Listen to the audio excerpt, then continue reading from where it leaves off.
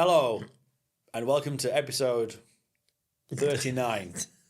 Did you seriously write that on your hand? Yeah, you did, didn't you? Yeah, okay. Today we're going to talk about social.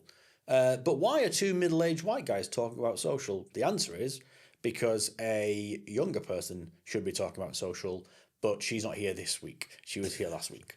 So we're going to be sort of Sarah-esque. Hi, I'm Sarah, social media manager at 3&6. In this, and we're going to play red flag, green flag about social. The red flag is two middle-aged white guys are doing this. Don't know what the green flag is yet. There is no green flag. The green flag is we're going to go for chicken after this. If we can get away from faceless. Right, okay, that's... Done, right, see you later. No, we've been told to sit down. So Faceless is going to give us some questions. We're going to put red flags, green flags. We're going to argue about them. Let's go. Faceless. Statement number one. Hit me. Instagram is now a search engine, not just a social platform. Definitely. Yeah. It is, without a doubt. Not in the traditional sense of the term, as if I'll type in a word and it will come back with an AI overview that catches me every time. Click the button. No, I shouldn't have to. Yeah, but you're going to click that I'll just button. I'll burn my laptop. I'll throw it into the damp. Do you know how much money it's costing us every time you do that? We'd Please be don't do that. trillionaires if it wasn't for you Google. No, it is, and it's you're less searching in terms, more in hashtags and topics, and more in influencers and people that you want to see and have this sort of experiences you're looking for. It's also a different type of search engine as well, because your mindset as you're going into a social platform compared to Google search or AI search for that matter. Proper AI, not AI over. Thank you, appreciate it, mate. Thank you. It's very, very different. I think you mentioned it previously. You'll lose an hour just doing that. That's that. Yeah, It's the closest I'll get to time travel. Bless you for thinking that I'll only lose an hour. I know. But yes. Yeah, so it's definitely a search engine, 100%. It will influence and it will impact, and eventually it will be the top of the discovery part of the funnel, without doubt. Oh, easy peasy. Number two, hotel websites are becoming less important. I don't believe this at all. Hopefully, it'll be a long time before that stops happening. Define a long time as well, though. That's the thing. Yeah, long time is becoming a lot shorter. But That's a good point, actually. No, I don't think it will be. For me, and it's not just being in this industry, anything I'm researching or anything I'm interested in, especially if it's a specific product, the website is my opportunity to see a product put its best foot forward for me. I'm already interested. You are my customer to lose. For example, a pressure washer, a very famous yellow brand. Other brands are available. A very famous brand. I went to buy some stuff. I went to the actual website to have a look at it, and I was given product and technical specification sheets. Boring as hell. Okay, I'm not interested in a lot of that information. I just want to know if it'll work. And it didn't do a great job. I bought it anyway because I'm a good little consumer. But they could have done a much better job. And I think it's the same with hotels. You're going there to find out about a product that it's the only real time. If you take out influencers who go and they'll have a brief, but they'll make their own content based on their brief. You've got the OTAs that will have reviews that you can't control on there and small images that you upload. They give you tiny little bits of real estate to put on there. It's your shop front from behind a desk, and it's your opportunity to put your best foot forward. I hope they never become obsolete. The only time I can imagine it is if we ever move towards real spatial computing or augmented computing where I can pretend to walk around a hotel.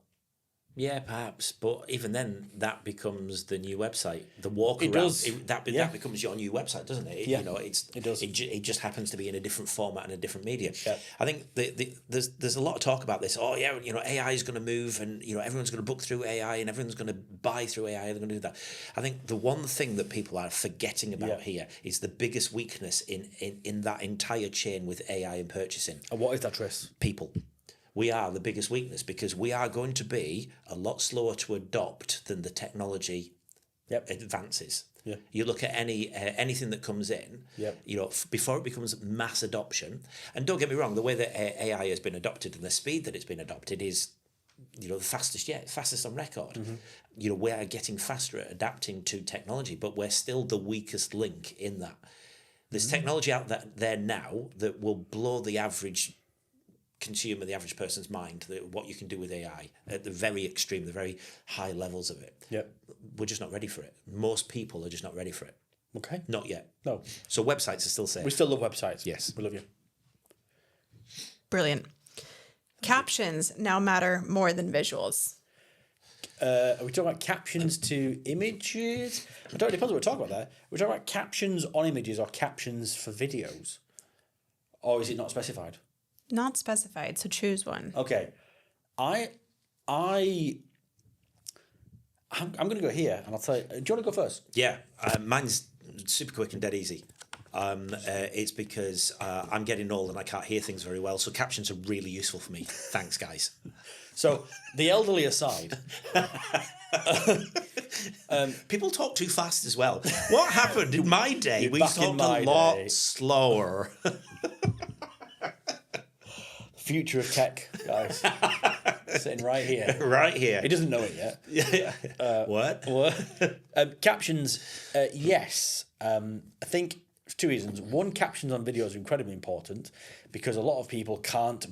If you have like 5 seconds, 10 seconds of distraction time at your desk and you need to get your head out of spreadsheets, it's a lot easier to quickly pull up a video and read what's going on or read what people are speaking about rather than trying to lip read. Because if you can't turn the volume up on your phone and your bosses want you to know that you're researching a new holiday or a new job, captions help, closed captions. In terms of captions on posts, that's really interesting because where you've got this real estate in sort of time and content. If it's a video, for example, you've got real estate, time and content to put across your brand and the USPs of your particular property. And you've got creativity. You've got 35, 40 seconds to fill before someone goes, yeah, I get it, you're a hotel by the beach. There's a real craft, I think, and we touched on this a couple of episodes ago when we were talking about trying to find your 5-letter word for good, back when ads had character limits. I think there's a real copywriting craft that I don't think will be replaced by generation yet, of getting your brand and the content of the video and getting that emotion across in 2 lines. I think there's also an aspect here from the SEO point of view as well. Okay. You've got metadata, you've got titles, everything else that's going on with whatever platform that you're actually using. We've still got a fundamental issue that search engines can't interpret video properly, not fully, certainly not from a search algorithm, or at least I'm not aware of it. Yeah, there's probably something that's being developed in the background at Alphabet, but at the end of the day, right now, from what we're being told, it's not watching the video and indexing it by watching the video. No. There's got to be other data in there. So I think they're becoming more and more important. Good point. Second point as well, I also noticed that my eldest daughter, who's 18, I know. That's why you can't hear well. Tell me about it. She has, and all of her friends have captions on everything, whether it's on social media, whether it's watching mainstream media on TV, whatever it will be. They have captions. Drives my wife crazy. Yeah. Because just listen. Yes, exactly. Old school. I've noticed it's an interesting trend that the younger generations coming through are actually. I mean, it's a very closed group of I'm gonna throw my wife under the bus here. The same thing. She'll be sat on the couch watching Netflix with captions on, whilst also scrolling. It's like you can't possibly take in all of that noise. Oh yes, she can. Yeah, she can. She can do more than one thing at once. We can't. But I've got the big screen is just for background, and this is what I'm focusing on. Well, why have you got the captions on then? Anyway, it drives me nuts. It really does. Okay. Right. Next question then. Yeah, captions. Good. Yeah. Number 4. Most hotel Instagram accounts are completely invisible. Hotel Instagram accounts. Invisible. Most hotel Instagram accounts are completely invisible. Well, I would just say completely invisible. Yeah, and define invisible. I mean, if I can't see anything on Instagram. Yeah, it's not an Instagram It's issue. just you a need blank. to go to the doctor. And I'm being pedantic there. You are obviously. pedantic for a change. No, I think what the question is trying to say here is that most Instagram accounts are not optimized. Yeah. I think that's the problem. So from that point of view, I would agree. That most of them. Well, that's a bold claim. But then again, we don't know how many we can't see. Yes.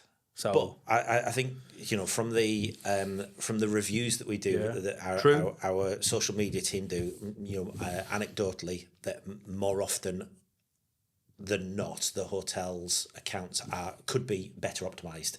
So a bit sensationalist in fact that they're invisible, but could they be optimized better? Could the content be better? Could again, captions and various other things that are added to it, could that be better thought out and in some cases actually used? Yes, I think it probably could. Yes, I think, I agree. Not invisible, but often poorly optimized. Yes. And neglected. Yep. Yeah. Oh, easy. These are the best questions we've ever had. Sorry, we've got 2 more. Okay. Okay. Number 5. There's a curveball, this one. Is it when are we going for chicken? Yeah. Yes. Okay, now. Evergreen content will outperform trend-led content. Evergreen content will outperform. Not to split hairs here, but it depends what you mean by outperform, I think. If you're talking about... Oh, actually. Well, it depends. It depends. Yeah, we'll do that again. I'm kind of on the fence with it because it depends. What happens if you create the trend? If you create the trend, it's going to outperform your evergreen unless you're creating trend after trend after trend and you're already up there, which I would argue most hotels are not doing. No, they're not. Most hotels can't get their special offers in place. Never mind, can we get the entire front desk singing Pablo Escobar? Yeah, we're going to create 6, 7. No. Which I believe now is turning into 13. Has it? Yeah, I heard that by an old gentleman. I absolutely hate that phrase. My boys have. When are we doing that? Well, when so and so coming over. If it's between 6 and 7, I will say 6:30. I won't give them the satisfaction of it because you've lost them. Between 6 and 7, sit down. Which is funny because my youngest daughter hates it. Really? Yeah, I was surprised. I thought she'd be all over it, but she absolutely hates it. Absolutely. What was the question? What does 6, 7 mean? God only knows. Trends and evergreen content. Yeah. No, evergreen versus viral content. I don't think there is a space at the minute, usually, for hotels to jump on trends in a way that's going to be meaningful. Really, no. It will feel really, really shoehorned. But on the flip side of that, I do feel that by embracing some of that and some of that playfulness that comes with it will allow certain types of hotels to put their character over, and be less sort of like. It's almost like being a little bit authentic, but not, if that makes sense. Do you know who does a really good job of that? Currys. Have you seen the Currys content? Yeah. So so for context, Currys is an electronic store in the UK. Yeah, I don't know if they have them in the US or I don't think so. No, I don't know. Faceless one says no. No, apparently you don't. You're missing out. We'll get a link to their It's nuts. Brett Summer at Curry's, my guys. Our offers hit different AF. This microwave ate and left no crumbs. If you've got the guap, a pizza oven is peak flex. These are giving me life. Our returns policy is on fleek, Brev. Don't believe us? We got the receipts. So Currys is a PLC. Yeah, it's a big thing. And what they seem to have done is given over control of the social media to 10-year-olds. One of the most recent, and I can't help but enjoy it. And I really want. And if Currys, a faceless multinational corporation, they've got one of the best quite ones. Serious as well because it's electronics. Yeah, and it's very. It's not geeky. Fun, is it? Yeah, And the most recent content I saw was a guy who's just.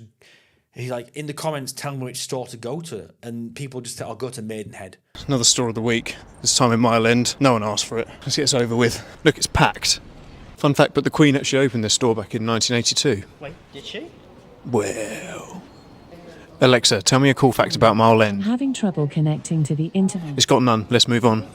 So he turned up, he was like, and he was looking at the car park going, oh, you've got great views of these old dirty buildings in the Curry's Maidenhead. And he was walking around the store, interviewing people, like, what's the best thing about this? And he interviewed one of his people who worked there. He was like, I don't know. And it was just quick, like really quickly cut to something else.